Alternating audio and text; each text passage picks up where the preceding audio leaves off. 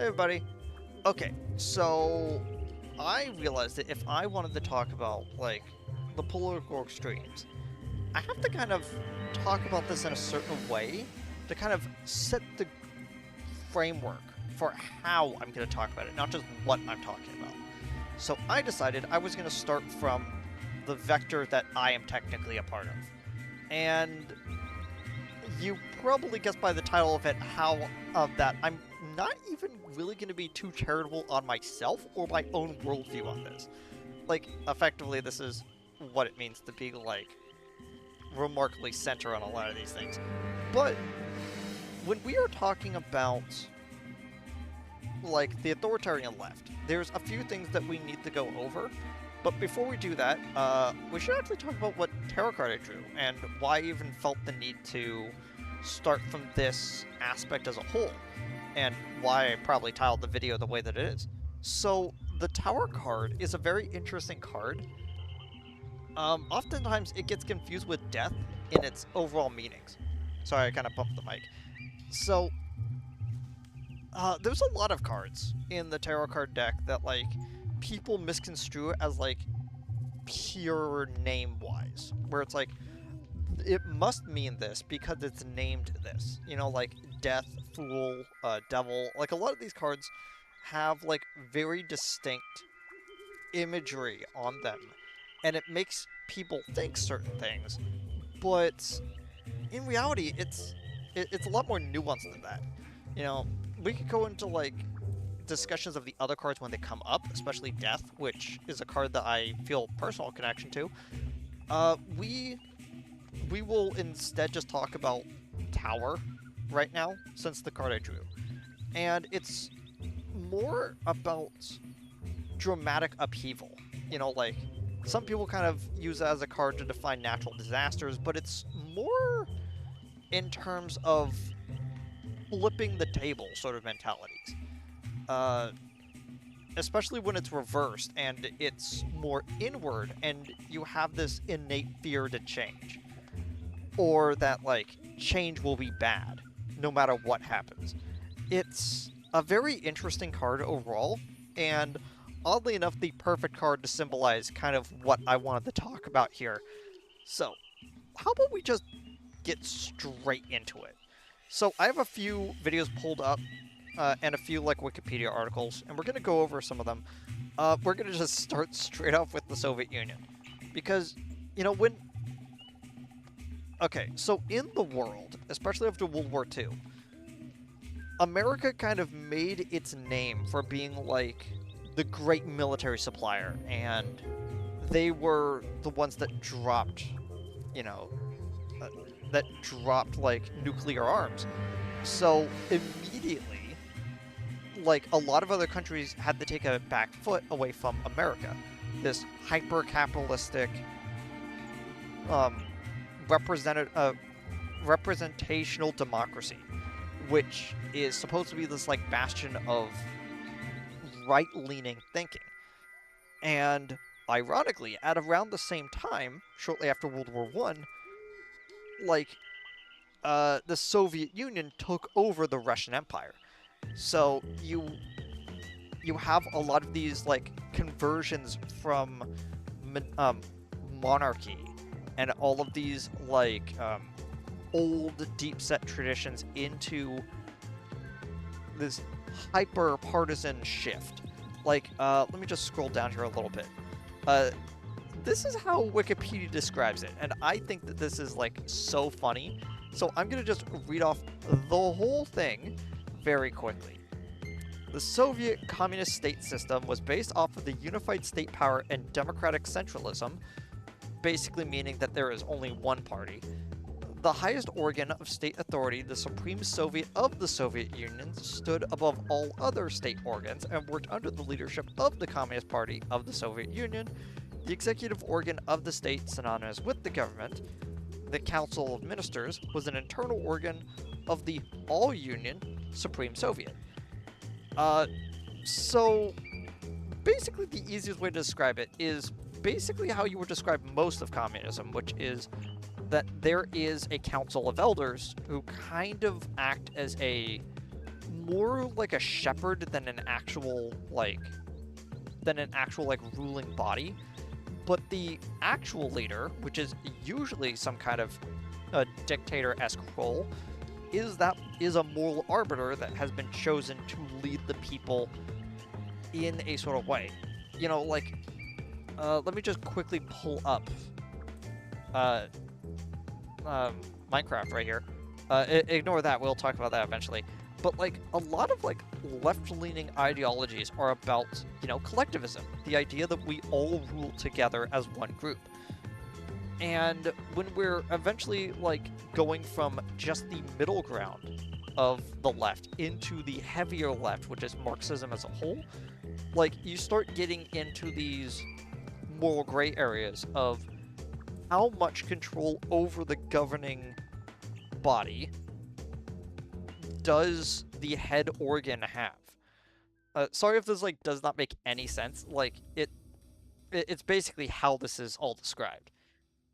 But, like, when we're talking about, like, as a whole, the authoritarian left is oftentimes seen as the a lot more hard-set military control part of the political spectrum, because the libertarian sides can either be run off of like collective hive mind mentality on the left, or like uh, technocratic transhumanism on the left. Sorry, on the right. And even on the authoritarian right, you don't really get like militaries. What you do in monarchy, but like you mostly get people that are ruled primarily on faith and belief to stay within a system. The authoritarian left is oftentimes self-defeating in a lot of situations, just because they don't have these togethering aspects besides the idea that everyone has a collective vote in things. And you would think that that is the same thing from democracy. But in reality, democracy is fair and equal, one vote. A lot of left-leaning perspectives are based off of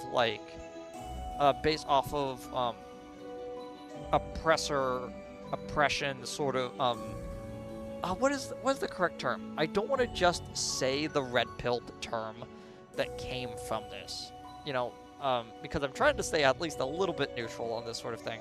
But, like, when you eventually get to the, like, critical theory sort of, like, level for a lot of these aspects, you start running into problems with keeping the cohesive as a whole. But I think we need to talk about one thing in particular about why the left is actually a little bit self-defeating. And I personally feel that this is one of the most fascinating parts about the whole thing. So let's talk about the supreme leader, Vladimir Lenin. So Vladimir Lenin, if I remember correctly, is actually, like, he was born to relatively rich parents. You know, he was the yeah, he was someone who, as a whole, okay, so this is basically how it was described to me. Let me see if I'm actually correct on this, because if I remember correctly, yes, so like both of his parents were like very very into like what is the correct way to phrase it? How did they refer to it in Wikipedia? Because I feel like that, again, Wikipedia, oftentimes a more left-leaning source for a lot of things, and so they're gonna put it into the best way possible. But like, yeah, here it is. Lenin's parents were monarchists and liberal conservatives, committed to the emancipation reform of the 1861. Introduced by the reformist Tsar Alexander II, and they avoided political radicals where there was no evidence that the police ever put them under surveillance for subversive thought. Effectively, what they're saying is his parents were rich right-leaning people, and, you know, like, they put him into, like, curricular and extracurricular activities, like, all throughout his life, and it molded him into this incredibly smart, very, like, um, as one person will say, uh, it turned him into an Ubermensch. You know, basically made him a person who was able to fill multiple spaces within certain roles. You know, and as he grew up, he kind of like was more indoctrinated into left-leaning thinking just by things being passed down the pipeline that were literally getting started when he was in school. So in May 1890, uh, he was able to take exams, and he obtained the equivalent of a first class degree in honors. With all of that, working as a legal assistant to a regional court, and then as a local lawyer, and I believe he also got a doctorate at some point, but I'm not entirely sure on that. I thought he had at least some medical experience as well, but sort of the way that it was described to me as a whole. So just imagine this from a perspective, okay?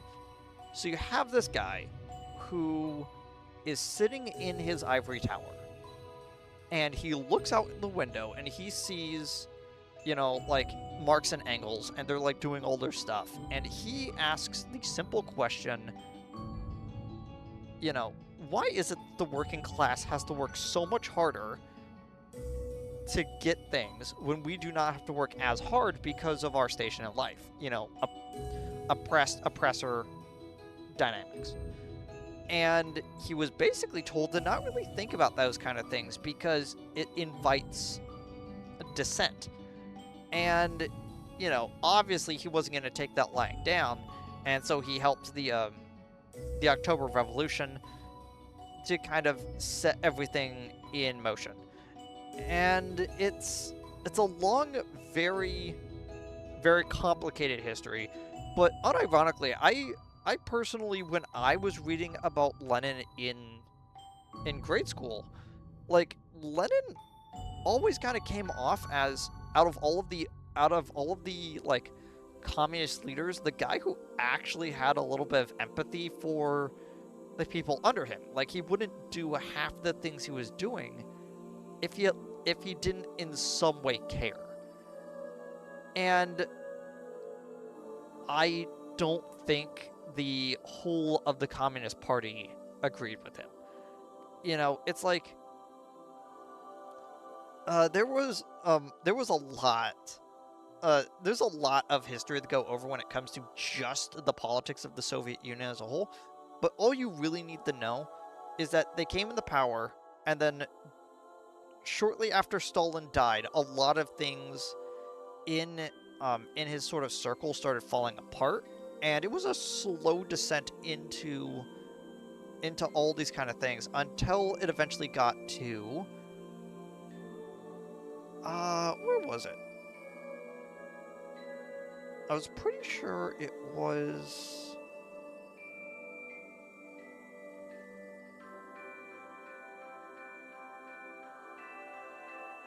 right.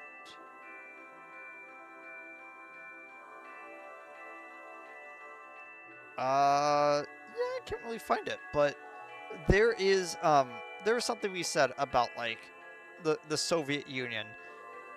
You know, it lasted uh what is that? About like man, I hate the fact I have to pull out a calculator to do easy math. Yeah, I just double checked. About like 69 years. So when you have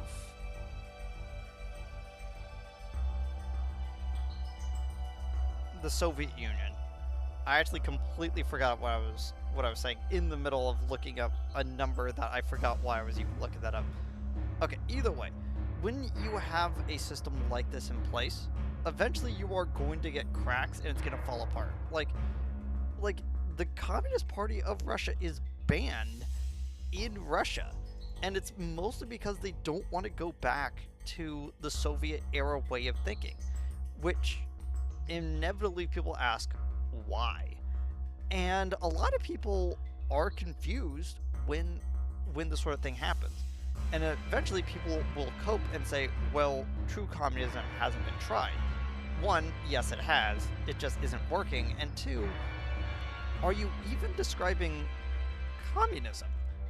Because like socialist systems exist, Marxist systems exist, communist systems exist. I don't think you're describing it in the correct sort of way. So how about we quickly pull up a video talking about the difference between the different city states. Well, not city states, but like the different types of uh, different types of left-leaning ideologies as a whole. There is a lot of confusion about these terms. Socialist. Oh, I forgot to say. This is from the channel Scapegoat. Leave a like to any videos that I talk about. I'll be listing all of them down below. Um, Leave a like even if you disagree with what they're talking about to funnel at least a little bit of engagement towards the people I talk about. Again, not trying to like just take without like trying to give something back to them. Communist. People calling Obama socialist communist without really having any proper idea of what those things mean. Note that this is also a video from 9 years ago, so this is like, was that just before like Donald Trump was running, or no? This was just after he was elected. Okay.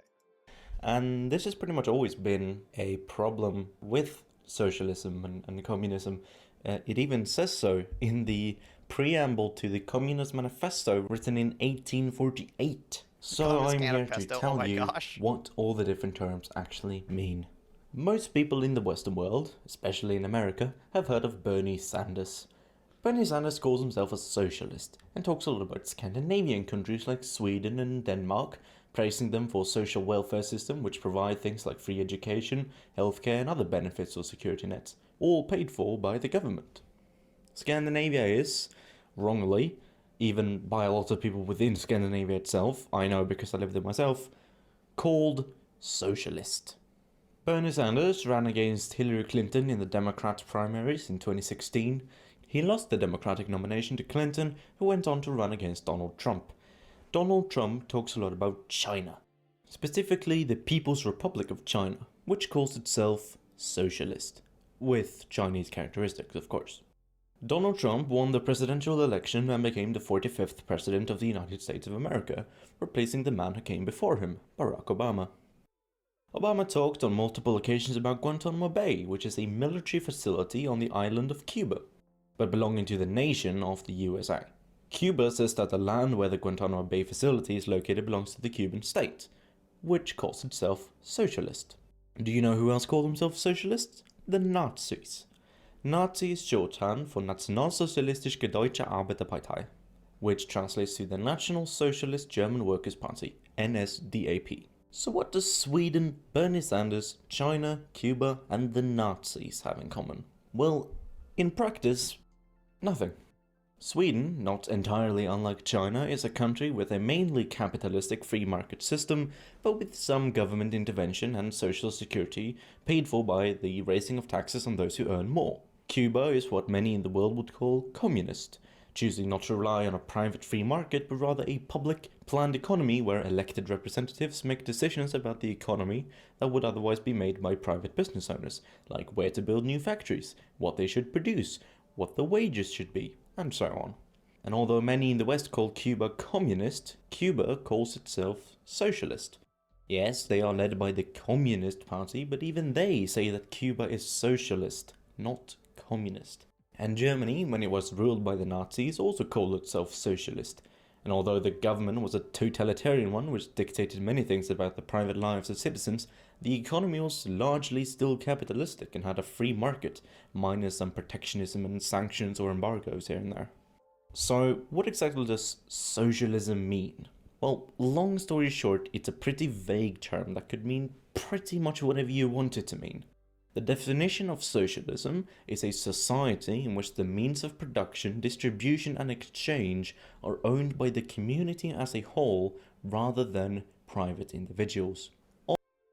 And that is kind of why we kind of run into a problem when talking about authoritarian left, is because socialism as a whole, even though it's a catch-all term, doesn't describe authoritarian left. It actually describes the populist left, at least the populist left that is slightly on the libertarian side of things.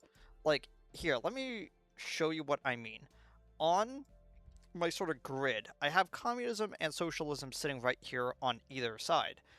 And effectively the best way to describe it is, imagine you have a small village of people. Let's just say about like 3, 5, let's just say 17, 30 families. And this is sometimes like 2 sons, maybe 3 daughters between each family. Let's just say that like they actually do have like high numbers for the different family members. Okay, like this is already stretching it when it comes to a far left world system, because eventually you start getting to problems of scale. That's for later. I will talk about that when I talk about libertarian left, because that is where like some of the pitfalls start coming about. But when we're just talking about this, imagine you have this like small village of roughly around like 100 people. 100, 150, let's just say 200 max. You have two ways to rule this small collective of people.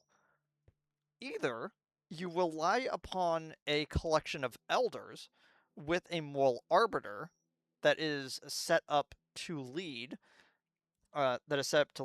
and usually it's the council of elders that selects that moral arbiter. Now, if you in your brain immediately thought about the Pope, funny story about that. Uh, I did too the second I started reading up about this, and then everyone collectively said, "No, no, no, that is not how that works." Sure, okay, buddy. Um, Meanwhile, on the other side, you have, instead of a collection of elders that decides upon the moral arbiter, everyone votes on that moral arbiter. And you could say whatever you want, whether it be like a president, a prime minister, or even like a dictator. Like, eventually, you will have a person who is the representative for a group of people, and oftentimes it is decided among either a small group of people on the authoritarian side or the entire body, the entire body politic, if you're on the libertarian side. Like, this is sort of like when we start getting into these weird groups, because again, when we're talking about communism as a whole, we're talking about the entirety of the far left, which is like these last three blocks that are over here. We're not talking about like all of this.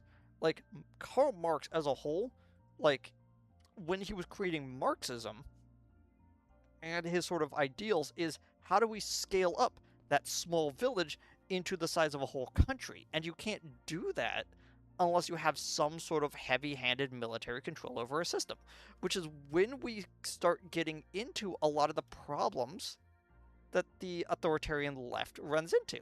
You know, like, going back to this video, like, as you sort of said, like Denmark and China don't look like they are far left systems. Denmark is more of a regulated capitalist system on the libertarian left. Meanwhile, China, at least when we're talking about Mao Zedong, like, we're talking about a lot more authoritarian than left, and they often come off as a lot more, how would I say, loose on communist principles and a lot more on dictatorial principles. And so it's why the change over from a Marxist system, or I guess it's called a Maoist system technically. If you look at the the expanded political compass, like into something that is a lot more like hyper capitalist as they are right now, like you sort of realize there is some there is a reason why people say communism hasn't been tried is because every communist system becomes something else. It doesn't stay communist for long. You know, the Soviet Union fell apart and then became, you know, uh, became a representational democracy, even though there was only one party to vote for. I don't think that that's too representational to me. I still think that they're trying to bring back the Soviet Union at any cost. But you know, that's just me looking at it from an outsider perspective. But like maybe I'm not talking about it from an outsider perspective. Maybe I'm talking about it from personal experience. Now, you might be a little bit confused.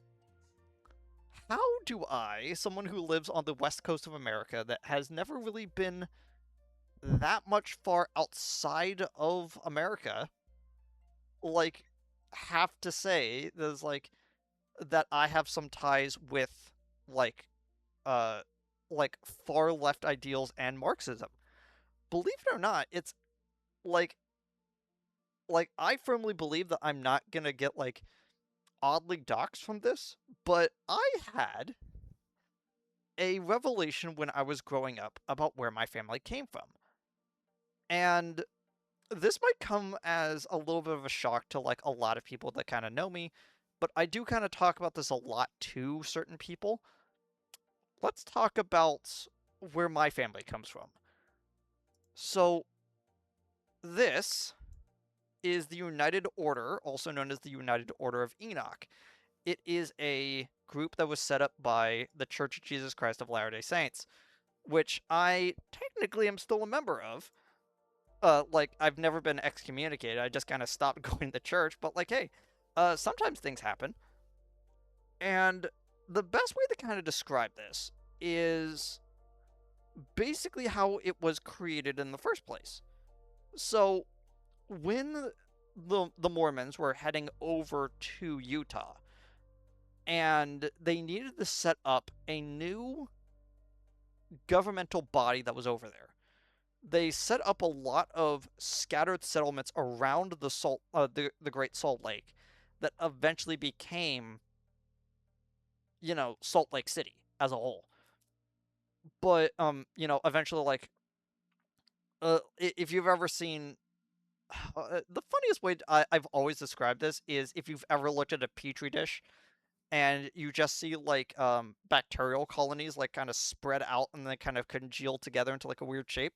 Most cities, especially large capital cities, basically are like that. Like I live near Portland, Oregon, in which there's like five cities that are all connected. Like like most people when you say Portland, you don't think of Terwilliger, but hey, Terwilliger is part of the Portland metro area. You know, it's like no one thinks about Tacoma when they're thinking about Seattle, but you know, it's there. It's like it's these like cities that kind of like sprout out. But the way that they wanted to go about this is that they gathered up a group of families that wanted to go out and create settlements that were near the Salt Lake, but a little bit away from it. And it's mostly that they wanted to create a bunch of farming settlements that would all be interconnected between each other. So imagine this. You have, let me just pull up the game again to kind of showcase this because I think I'm not really getting like a certain level of explaining properly So how about I kind of like demonstrate this a little bit? So when you are setting up a trade route sort of city, you will have a group of about like 4 or 5 cities, and every single time that you make a new city, you have to kind of reconnect them back into each other to create a interdependent network between them, making sure that there are routes between every single one that is able to actually get to every single one, making sure that everyone knows each other. But something interesting also kind of happens in the United Order. There was a thing that started happening where each village needed to make one product. This particular village right here made pants. This one farmed vegetables. This one were mostly dedicated to like printing paper, and then this one made shoes. You know, every single time there was like a monthly meeting, they said, "Hey, we're over here making shoes. We need more vegetables." And the people over here said, "Well, I have vegetables. What do you have what do you have the trade? Because we're going to need the trade equally between each other."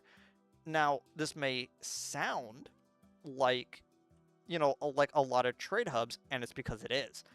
Like a lot of these interconnected systems basically say, here are our resources, here are what we're able to give, and they produce roughly around like 300% of what they need, and then distribute the other 200% between the other groups without any cost to them. Normal trade systems would work on a level of reciprocity between each other. Bartering between, like 3 goats is worth this many rolls of fabric. That sort of thing. But the people over here that make paper are like, I'm always producing stuff and making stuff. The people over here for like vegetables are like, halfway through the year I can't sell any of this stuff because we're in winter. Um, or like scorching heat, and we're not able to actually sell anything because it's not fully grown yet. And then the people over here making shoes are like, well, we've already met our quota for the year. It's like, so what do we do? We can't just keep giving out shoes. And then something interesting happened. So let's just say, and I am not saying, I am putting this in the nicest way possible. Let's just say this city right over here, which makes pants, okay? They they are on the outskirts of the system. Like over here is the boundary, and then like Salt Lake City is up here, and like that way over there is like Colorado, and the way that like the Oregon Trail like worked. And as people kind of travel through the Oregon Trail, they would have to go through several of the cities, uh, using them as way stations, and that way, you could get more resources as they move through the cluster of cities. One of those cities produced pants, like I described.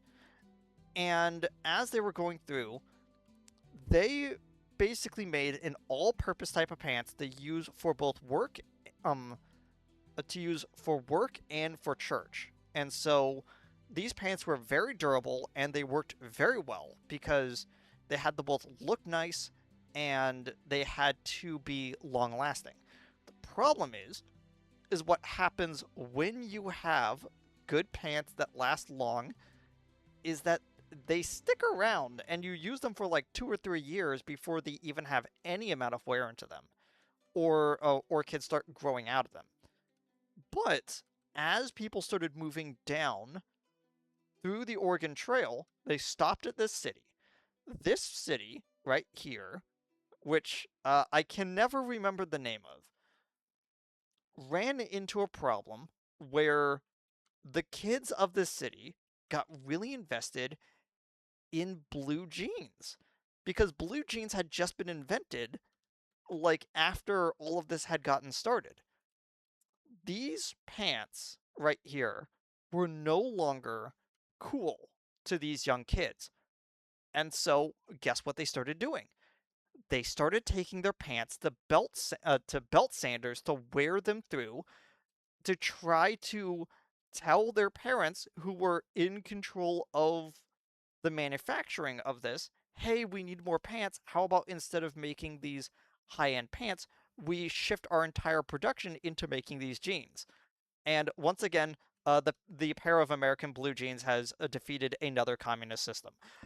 I've always loved that story because it's the story that my dad tells me about this whole thing, and I find it really funny. So, just to kind of reiterate how this sort of happened, is once one city started realizing that uh, they could get away with this sort of thing, more cities also started doing this. It's like why is it that we're working with like this type of tools? Why can't we use these type of tools and all this kind of thing? And eventually, like the different families started falling apart and moving out of the system. Yeah, the system lasted roughly um as the Soviet Union. I thought it lasted just as long. I think it like lasted like about 40, just under 50 years. So not really that close, but just about. And it's like one of these groups eventually became, an actual like pretty annoying to deal with cult in like southern Utah. But that's, like another story for another time about another topic. So overall, you have this system completely fall apart because of an aspect that I have always enjoyed talking about when it comes to like communist systems. And that is uh something that I have always referred to as the third generation syndrome. And I know that several people talk about this a lot, but imagine you have a system of people. Uh, let's just say 16. You have 16 people that are trying to make a system work. And as you are going through this system, you kind of notice that there is a problem coming about as these people start getting older. They now need to pass on like their ideals and their genetic makeup to a new generation. And let's just say that you have um when you eventually like have a system like this start coming about, you start asking like, well, like how do we do that? And so these people will teach their kids, hey, you should be exactly like this. The problem is that the next 16 people that show up from the following generation will not have the exact belief system that the first group of people will have. And the reason is why is because these people grew up in a situation outside of the system. These group of people oftentimes heard stories about it or experienced a little bit of it, but did not have the ability to have the choice to create the system in the first place. So there might be a group of people in this who are kind of resentful that they weren't given the sort of choice. And that sort of discontent, when the next group of 16 people show up, they might not even have the full belief system as either of these two people, because these people were believers that taught a group of doubters that grew up, that raised a group of dissenters. And about like three populations afterwards, your system tends to fall apart. It's why the Soviet Union only lasted about 60 years.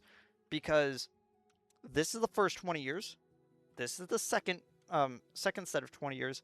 This is the third set. And so by the time you start getting to the third generation, an entire group of people has completely changed their worldview. You know, it's like it's why you have people that didn't grow up like talking to people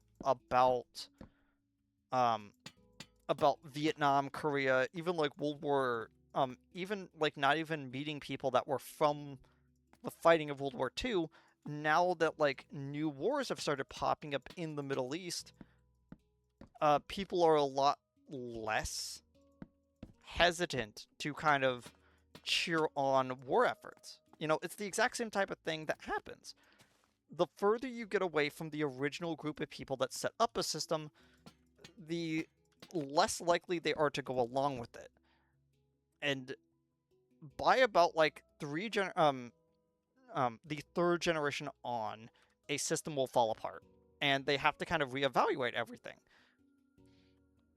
You know, I kind of just talked like 40 minutes about just the basis for this. It's why like this topic as a whole is so complex, but at the same time, I feel the need to vent about this because like as someone who would generally describe themselves about like I don't know about like their like like I would describe myself as that. I have been told I'm right here because of how because of certain things. But like overall, like as someone who is decisively more left leaning than others, I kind of feel the need to kind of deep dive the reason why certain things fall apart. And like even in the LDS church, like this the same sort of principles still like go on. Like we have this whole thing called the bishop's storehouse, in which church owned businesses will give like things um to the community to hold on to distribute to people that are underprivileged. This is like basic Marxist principles where you have a person who is basically told work 120%, and your reason for that is that the person next to you might slip and only do about like 80%. And if they only do 80%, it means that you could fill in that hole between you and still hit 100%. This is not a like, oh, so you could get things done. This is a 100% means everyone lives. This isn't a like we're talking about like small communities on the outskirts of society that are just like again as I said like small families. Like survival is more important than making sure that like taxes get done well or the the manufacturing line stays consistent and everyone makes money. Like we're talking about like systems that no longer need money that far on the left leaning perspective. Like when we get into like deep seated like communism at that point. And I think there is something interesting when we start moving away from the economic side of the left into something that is more social. And I've been meaning to talk about this guy for a while because I kind of get it. I'm not within his political wheelhouse, but he certainly does speak to people. So this is Jordan Peterson. Uh, Currently, right now, he's going through some medical stuff. Not really sure on too much of what's going on, and apparently, this is an older conversation that is being talked about. But I kind of wanted to just play this sort of part about what he kind of views as cultural Marxism, where it's taking the oppressor oppressed dynamic and applying it to cultural groups, not just economic ones. So imagine, it's Russia.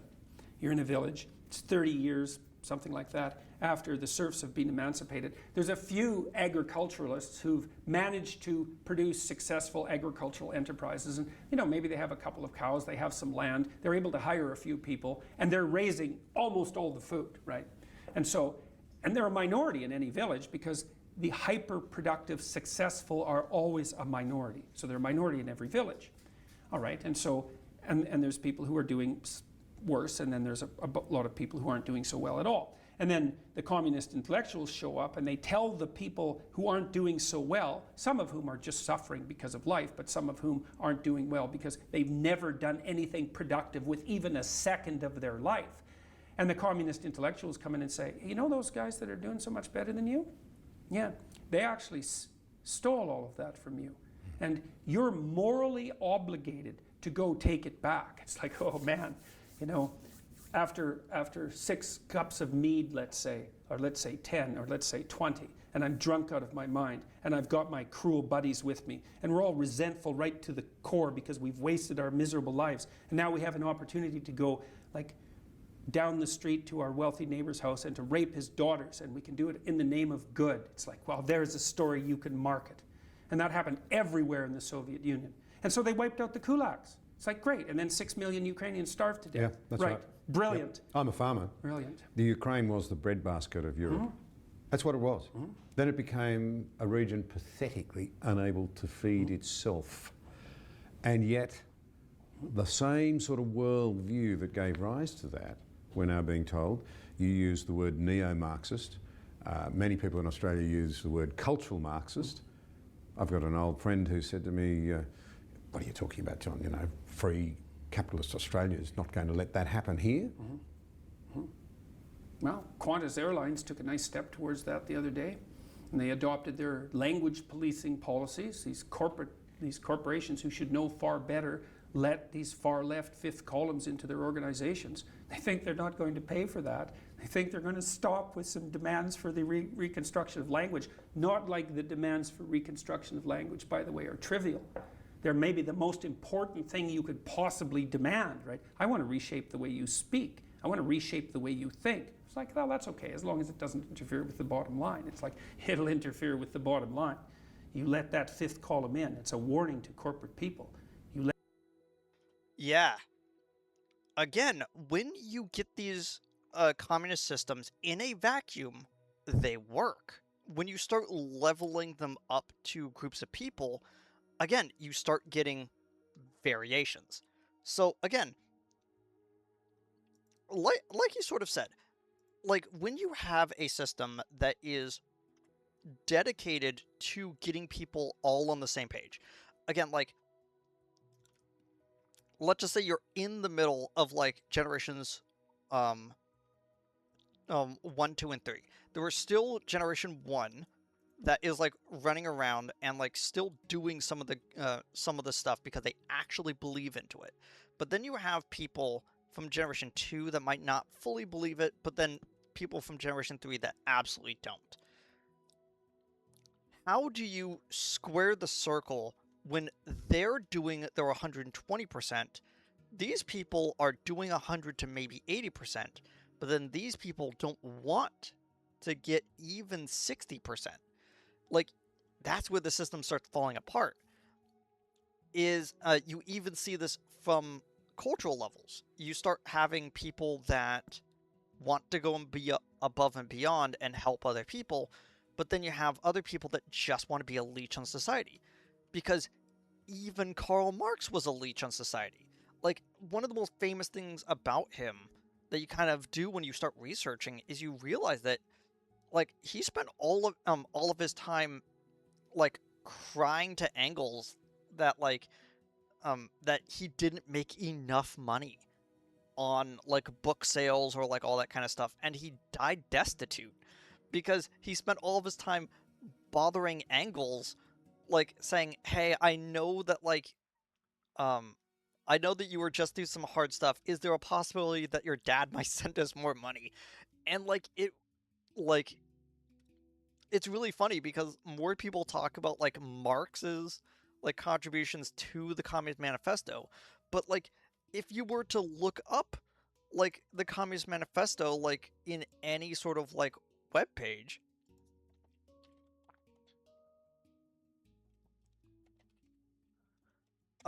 you instantly read that, like, the first name on the title is Frederick Engels, not Karl Marx. Because a lot of the ideas of how to run a communist system was from Engels, and a lot of the ways that you evolve it into something that you could then use to sort of not take over a system, because like that's something in and of itself, but like something to be used to increase it to the size of a whole country was from Marx, which is why a lot of people, when you talk about military systems and you talk about like systems of government for a country, you get to these Marxists who is this Ouroboros of people at the head of state deciding how the head of state dictates the head of state. And you eventually get to people who out other members of that like inner circle, just so that the inner circle is tighter and more of a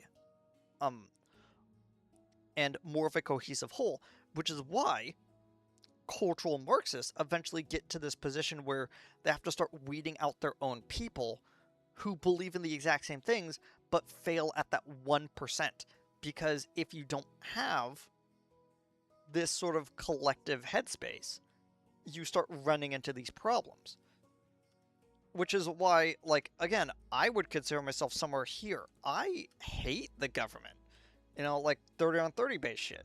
So, like, when you are looking at, like, Marxism as a whole, I detest it because it goes completely against all communist principles, which confuses a lot of people, and why I had this start from the beginning of what is the difference between socialism, communism, and Marxism, is that this is the whole argument.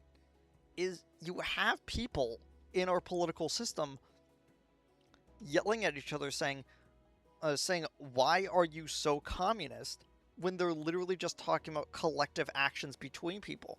Like, they might not even be talking about socialism as a whole. They might be talking about collectivist unions and saying that that's communism. And it's like, it's so funny. But I think one of the things that we kind of have to, that we should probably bring up is something that happened recently. Again, one of those places that that was brought up in the earlier video, Cuba. Cuba's going through some, let's just say, problems right now. Thing I'll focus on this too. Breaking footage from outside the hotel in Cuba where communist flotilla Pablo, okay, this code pink, this is also Hasan apparently is there. So the entire island, this is what happened last night. This is actually probably the worst optics that one of these events has ever had. So let me explain what happened. So last night, or somewhere around there, Cuba's electrical grid went basically offline.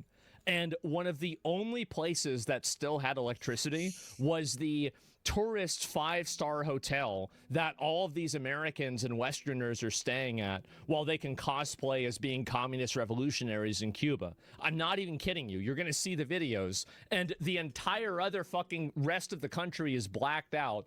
But there's like that one light on the hill, and that's the light that they're all staying at. It's crazy. Here we go. Watch this. Look, I don't know how many of these videos, it's like Resident Evil, bro. Everybody's gone, all the lights are off.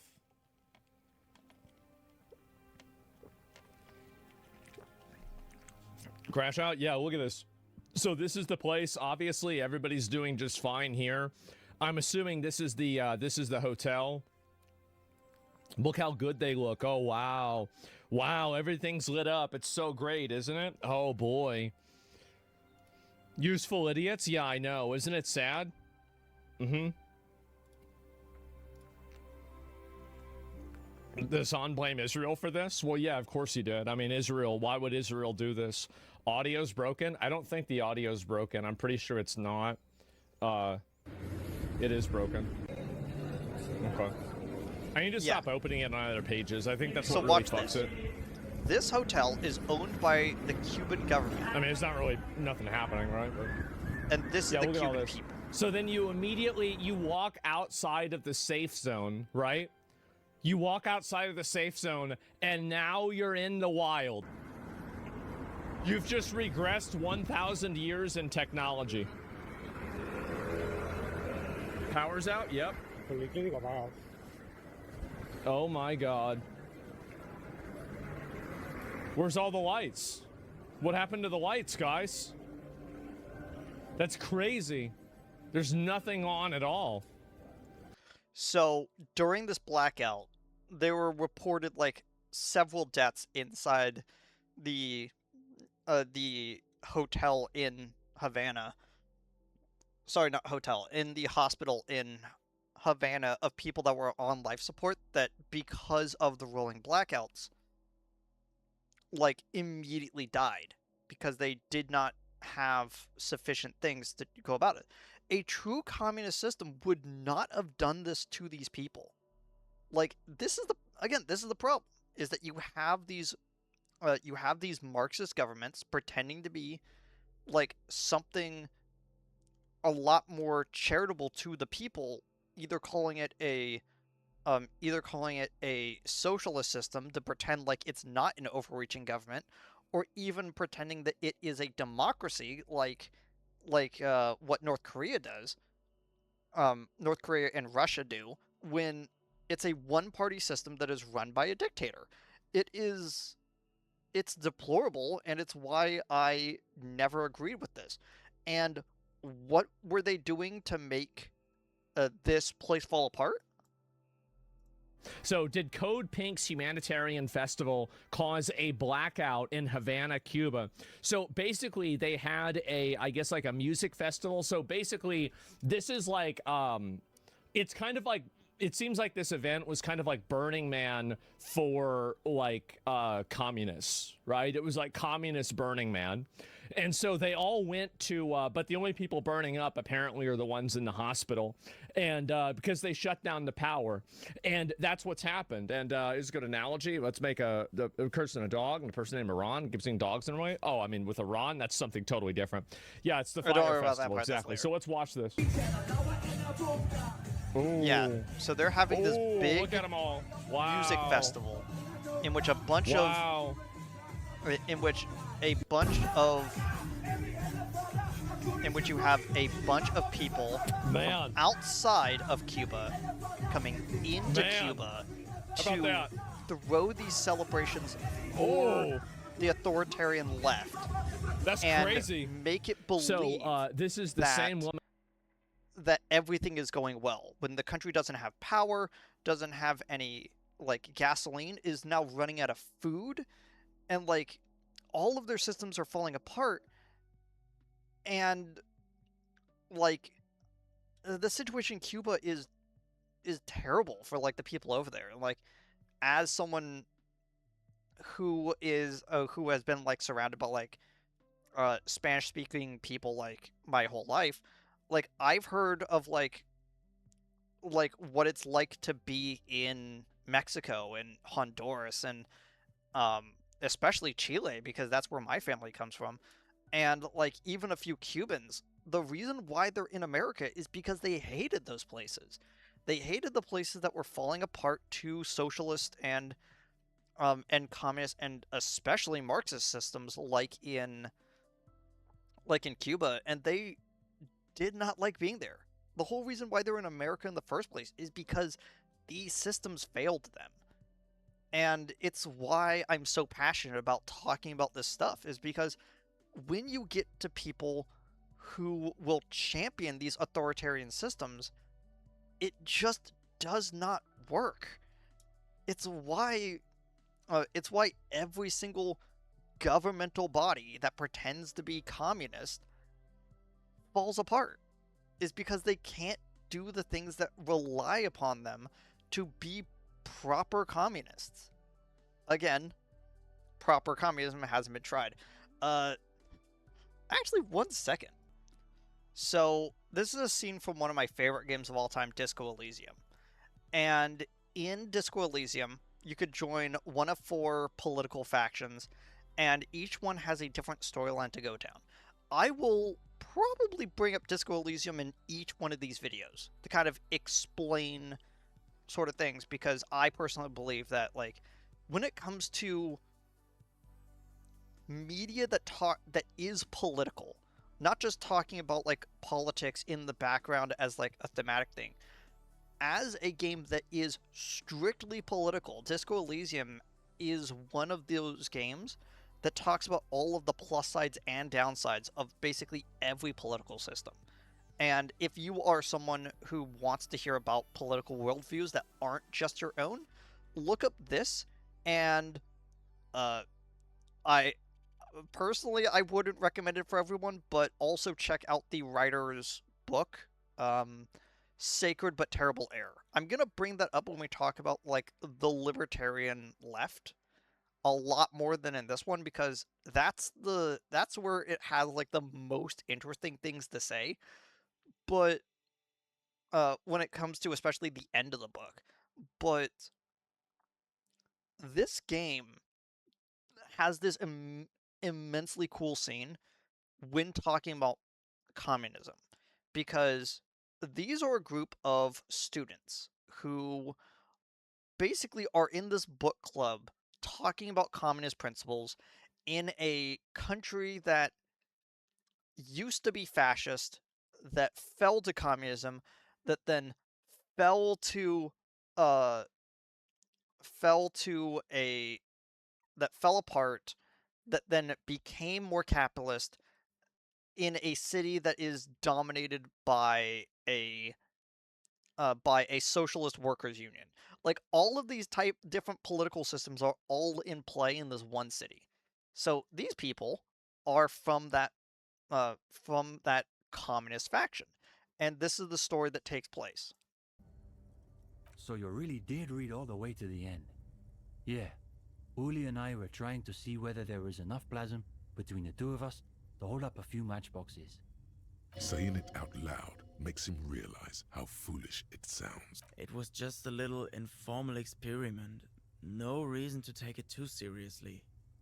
The young man looks at you a moment, then at his companion. What could it hurt? All right, let's give it another go. You know what? I'll sit this one out. I don't think you want my skeptical materialism interfering.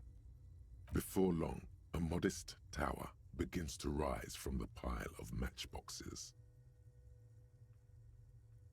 You place every box with the utmost delicacy and precision. Easy, Uli. It's holding. It's holding. The higher the tower goes, the quieter the room seems to become. Aside from the occasional comment, the three of you are completely absorbed by the task. All right, you go next, Stepan. The young man pushes back his shirt sleeves, revealing the pale flesh of his forearms. Is it? It's holding. It's holding. Yes, this is the closest we've ever gotten. It's almost exactly as Nielsen's sketch imagined, a physical manifestation of the dialectical spiral of history. All right, gendarme, your turn. You've got this. Theories aside, they're only matchboxes. Even the lieutenant is watching intently now. It's... My God. Is it really holding?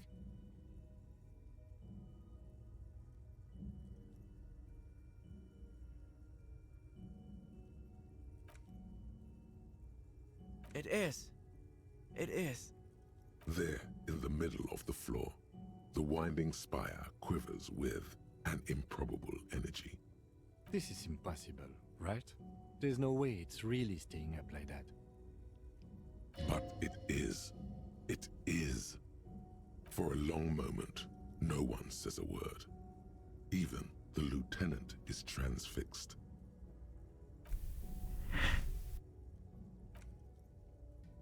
Almost, this one could be almost low-pressure system is gathering itself over the bay. It's begun to tug violently at the tarpaulins. And there it goes.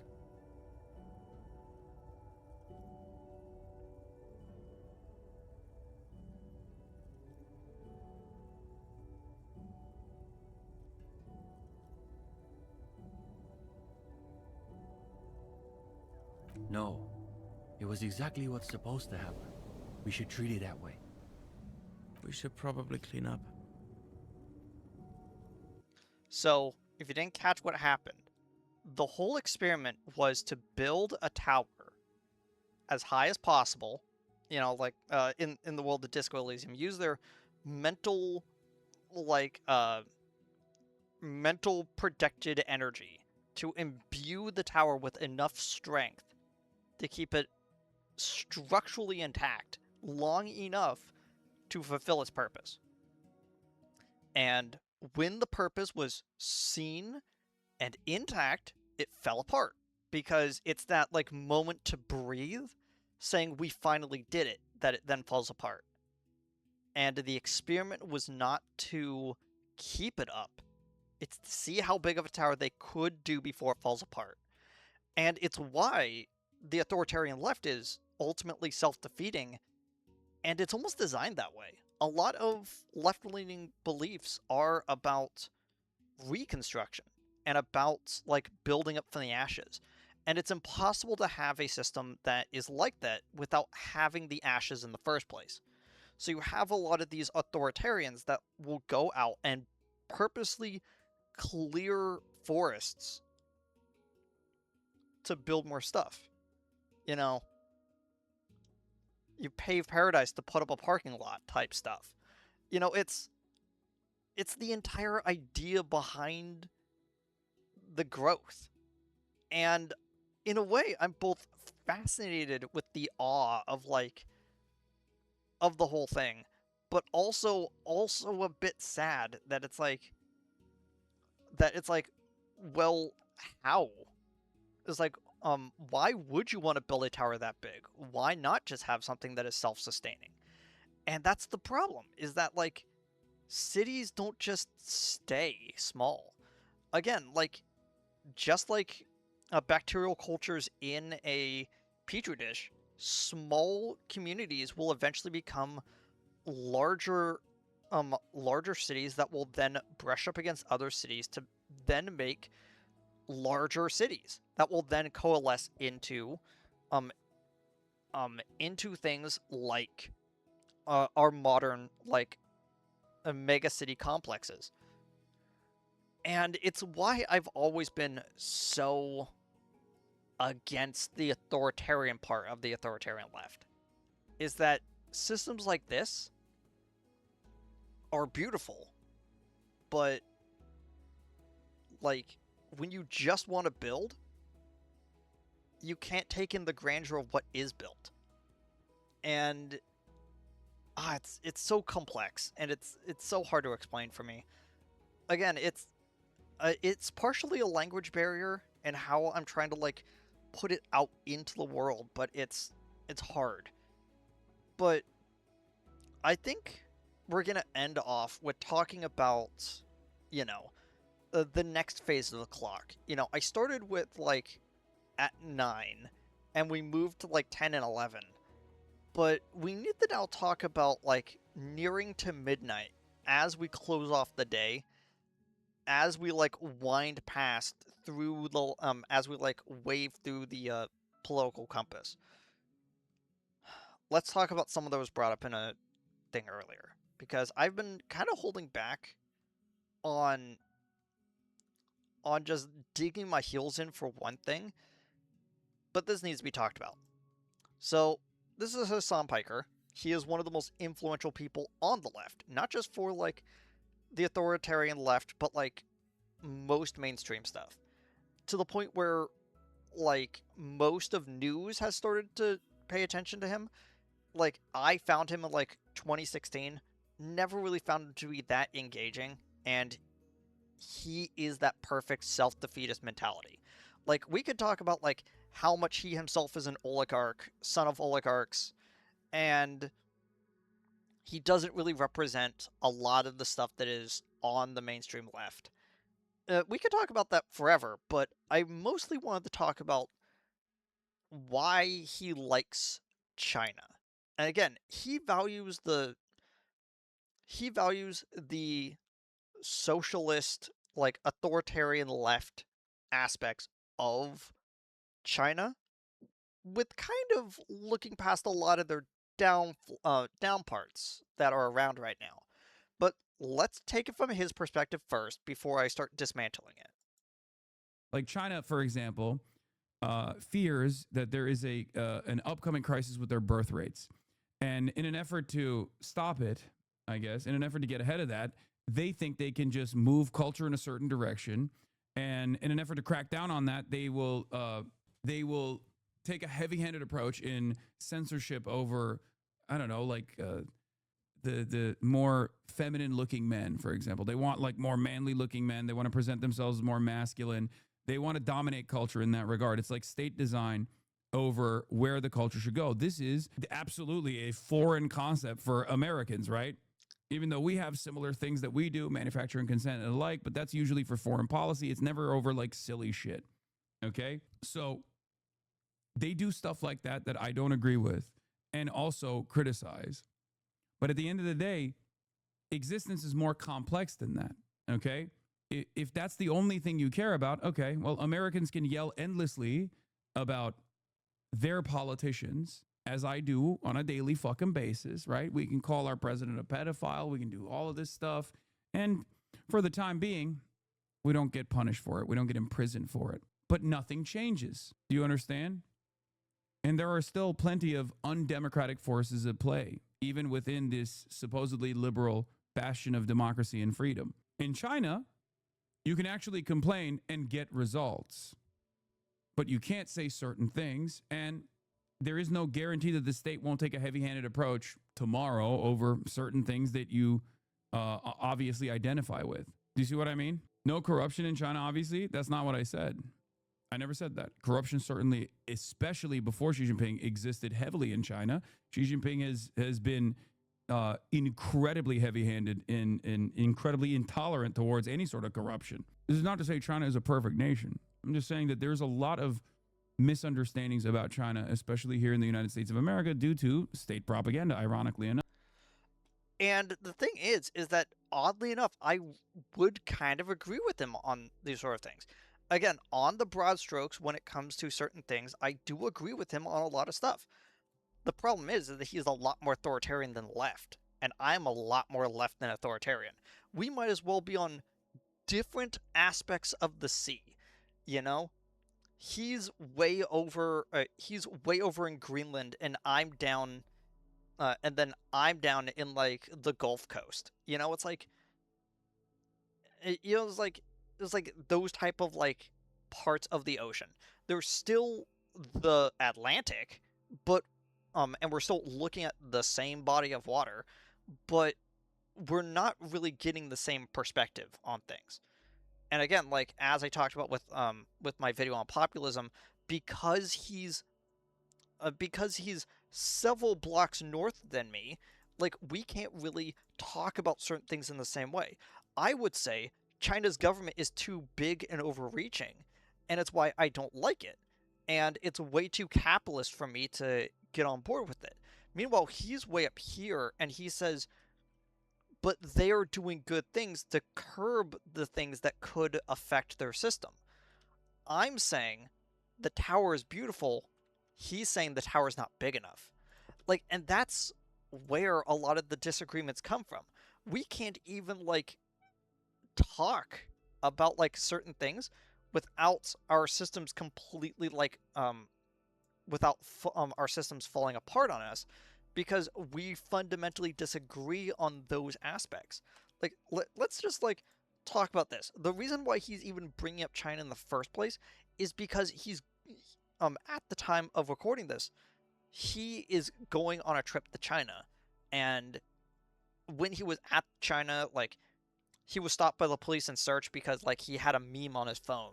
It was like and like he got like um Mao's little red book from a fan, and he was like so giddy for that.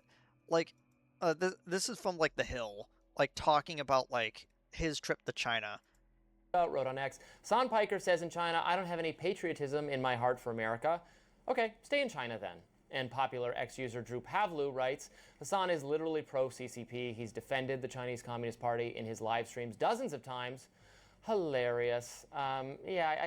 Again, I don't really agree with Drew on like basically anything, but and even as like Hasan said, he doesn't like certain aspects of China. He's not gonna mention the concentration camps because he was just about to go over there, and it would be really bad if he kind of brought up the actual bad stuff that they're doing right before knocking on their door. But what can you do? I think this is a fair enough. He is just so disparaging of our great nation and any infringements on his precious liberties, and which he should be disparaging of infringements on his liberties. But then he's in China, I'm sorry, I don't care what the left thinks about this, a much more repressive country than ours. And I don't really think you're the kind of progressive to deny that, so I'm not actually going to fight very much here. But you know that there are people who do. And they literally tell him to stop filming, and he doesn't care. If anyone in America told him to stop filming, or like a cop tried to say, no, he would go ballistic, which is fine, which he should. We can all be object to, that kind of censorship. But then China, it gets shrugged off. Maybe it gets shrugged off because he doesn't want his streams taken down there or whatever. I don't know, but it's a very... I get annoyed by that. I'm not someone who feels like a need to be like rah patriotism all the time either. That can be a cover for actually bad foreign policy ideas, as we learned in the aughts. But when you then downplay the harms of a much more repressive regime, then I start to feel a little patriotism twings at my heartstrings. Yeah. Is that fair? I personally think that is a fair assessment of Hasan Piker. Why? Is because of what I put next to the block they put down for him. Now, I haven't been talking about that little like blurb right there because it's a whole rabbit hole in of itself. Just like how these two are very close to each other, but just on different sides of the line with each other, there are also certain aspects on the authoritarian line that brush up against each other that look like that they're exactly the same as each other, but when you start getting into the weeds, they're kind of different. Here, let me explain. On the authoritarian right, we have theocracy. Theocracy, really easy to understand. The church rules the state and all that kind of stuff. What is the leftist instead of on the left, something that is designed to build up a community, keep it in place, and hard set it into the future? What is the destructive, reconstructive version of a theocracy? A fascist military state. And that is why I will forever refer to Hasan Piker as a fascist, because he views the power in China, he views the power in Russia, and apparently in a clip that I found like a week and a half ago, even the military might of North Korea. It's not about the ideals, he just likes the fact that they are left-leaning positions of power that he really enjoys. It's the might makes right sort of mentality that is fascism as a whole, and authoritarianism as a whole. And we will definitely get into the theocrats that I absolutely despise, like, when we eventually get to that. But fascism as a whole, like, firmly believes that because these positions are in power, and they are taking a sledgehammer to things that are right-leaning, they must be good. What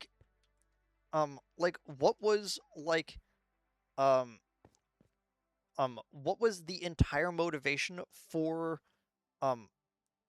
the National Workers' Party of Germany? It's that they needed to weed out a minority of religious people that did not believe what they believed in, because they needed a scapegoat to destroy their system. And what happened when they quashed down that minority? They went after a different one. They went after black people. They went after people that represented different genders. And then eventually they started going after the communists because the communists were getting in the way because they didn't like their overreaching government. And they kept going until only their small bubble existed. This is the problem with authoritarianism as a whole, is that it whittles itself down to basically nothing until it implodes. Which is why, in the great game of rock, paper, scissors, things will often move counterclockwise of the thing that defeats it. The greatest enemy to communists and socialists are the authoritarian left and right, who are able to kind of take down their systems with sledgehammers. The thing that gets rid of these so well the more is the more far right, more nationalistic perspectives that just want to build after everything is said and done. And the thing that takes that honestly is like destroys right-leaning populism as a whole is something that doesn't even really exist, but people will still attempt to make it exist. And once everything basically falls into this like gray nihilistic zone, the only thing you could do is try to build community back up from nothing. You know, it's again this like great clockwork that happens that these different political systems go in. And it's kind of why I have to kind of move in a counterclockwise perspective almost to kind of explain all these things properly. Anyway, I think I had another video pulled up, but that would just get into the weeds a little bit, and this video has been going on a little bit too long anyway. So I'm going to just leave it there. Thank you all for showing up and listening to me ramble about all of this stuff, because I personally don't think that I don't even think that like I really explained it too well in the first place. But hey, if you got anything out of this, leave a like, definitely leave a comment, um, subscribe if you really want to. I'm gonna try to put out these videos a little bit more quickly than I thought. I have other channels. I have my main channel. Not sure if I actually linked that somewhere on this page, but like, I have my main channel for like my podcast and stuff, and my like stream VODs channel. But like, that's all besides the point. I just want to hear what people think about all of this type of stuff, to know that I'm not going crazy. Well, I am, like, certifiably, but that's, again, that's beside the point. I just want to know what other people think, and I want to specifically know, like, how people also kind of view this from the outside. Again, one of the reasons why I wanted to tackle this from the inside first is because it helps me stay in the middle ground of all these kind of things. I have to kind of view myself as part of the problem before I can address other problems. You know? It's sort of how I was raised and all that kind of stuff. Either way, I'll see all of y'all next time. Goodbye, everybody.